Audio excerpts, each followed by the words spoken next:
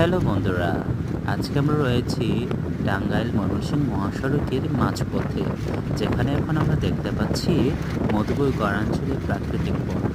আমরা অবগত রয়েছি এই বন কিন্তু বাংলাদেশের তৃতীয় বৃহত্তম প্রাকৃতিক বন।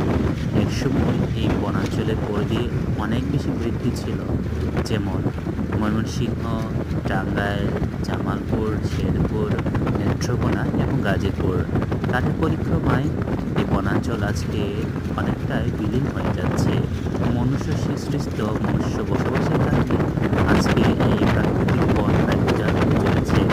উজাড়ের জঙ্গলের কাছে আমরা দেখতে পাচ্ছি আনারস, কলা, হলুদ, আদা থেকে শুরু করে নানাবিধ অর্থকরী ফসল, আমও রয়েছে এখানে। এই সকল বন রক্ষা করার দায়িত্ব কিন্তু আমাদের। আমরা যদি নিজেরা এগিয়ে না আসি, তাহলে কখনোই এই সকল বন আমরা কিন্তু রক্ষা করতে পারবো না।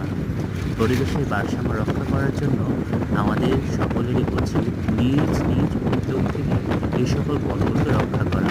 বনবাসী মানুষদের জন্য আমাদের বিকল্প কর্মসংস্থানের ব্যবস্থা করে দেওয়া।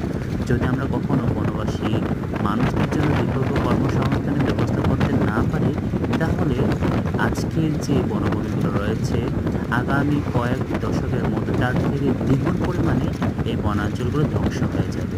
তাই আসুন, যার যার জায়গা থেকে আমরা নিজ উদ্যোগে এই সকল বনাঞ্চলকে রক্ষা করি এবং গাছ লাগিয়ে পরিবেশের ভারসাম্য থেকে ভারসাম্য রক্ষা